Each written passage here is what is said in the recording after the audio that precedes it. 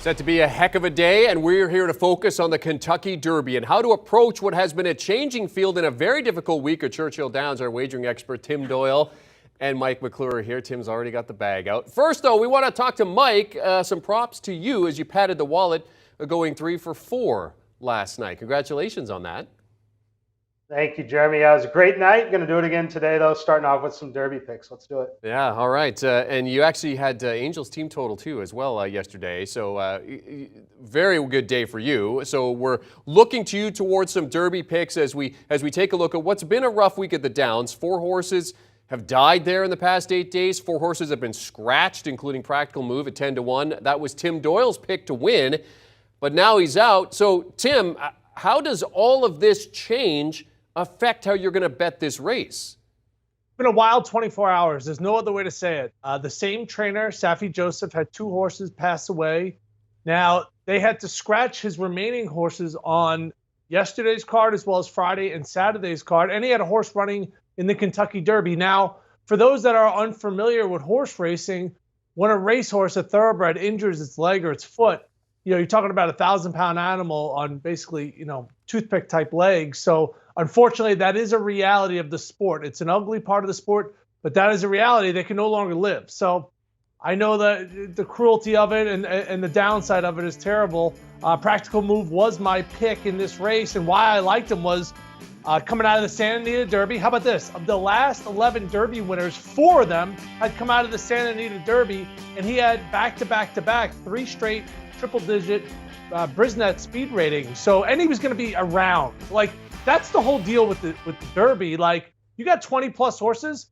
You need to, make sure you don't break last. You got to make sure another horse doesn't, run into you during the race. Most of these horses will never go this distance ever again the rest of their career. So there's a lot of things that could go on and could go wrong. Practical Move is out. But that doesn't mean, Jeremy, there's other horses, right? That doesn't mean we can't make money in this race. Yeah, with the 3 reserve horses now in the field, the race will go with less than 20 horses, no matter how many scratches there are moving forward, if there are any more. So, with your pick to win now out of the field, Tim, tell us who you like.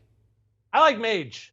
Now, I just talked about not breaking last. Florida Derby, you know where it broke? Dead last. If it breaks dead last again, bye-bye. Bye-bye to your money. But if it doesn't break dead last, this was a horse that went wire to wire in its first start ever. And the last out in the Florida Derby broke it through the gate last. The move it made. Now, Forte is going to be one of your favorites. He's the 2-year-old champion. I was sitting next to Avery Johnson at Keeneland, and we didn't bet him. And we're friends with Mike Rapoli. So I've seen Forte live. He's an amazing horse. Forte ran down Mage in the last few steps. And Mage's move from last to thrust itself into the race, that was an amazing move on the turn. Looking back on it, I think Javier Castellano is going to be like, I might have moved a little too soon. But go back and watch the Florida Derby. Watch that stretch. Breaking last, and then the move from last all the way to first. I like horses, Jeremy, that pass other horses. That's a mental thing, right? Horses sometimes like to go to the front, and they have no ability to come back or pass horses. Mage likes to pass horses, and in a race with all these horses, McClure, you're going to have to pass some horses. That Florida Derby was really impressive.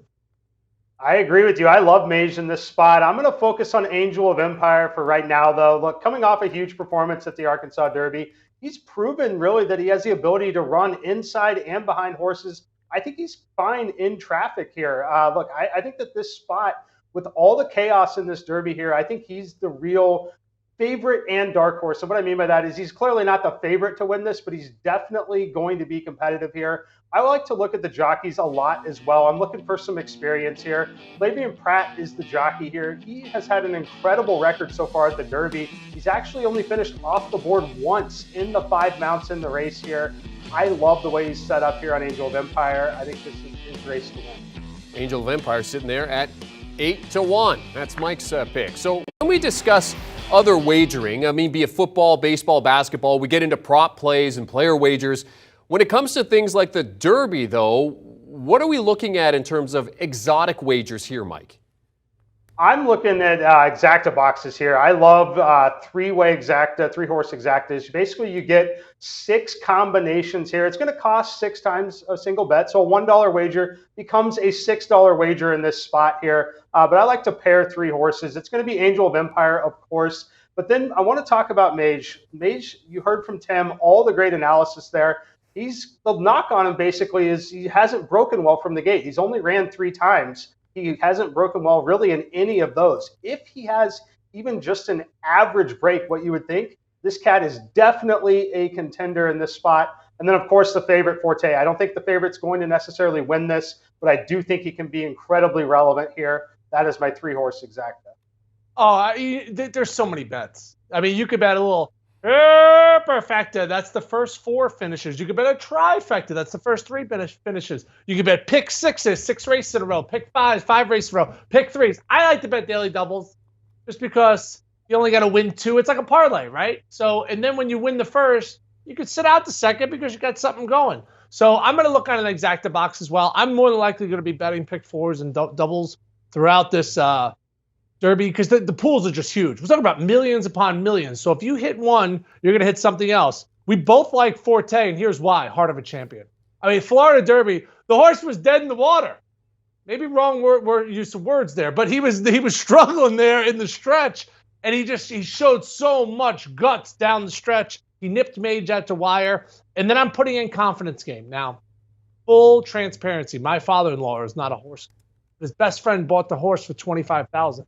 Wins the Arkansas Derby, and what I liked about him was he was like 6 wide, and another horse that likes to pass horses. So it's going to be a stampede. Get out your mint juleps. Jeremy, I want to see a flashy outfit on this weekend. McClure, you can't wear the science blazer that you always wear for the shows. Let's spice it up a little bit, and let's make some money. I don't have any spicy outfits, Tim. I hate to tell you. I'm just a boring old Canadian guy. That's it. Wagering experts Mike McClure, Tim Doyle joining us to discuss the Run for the Roses, the 149th Kentucky Derby on Saturday just before 7 p.m. Eastern Time.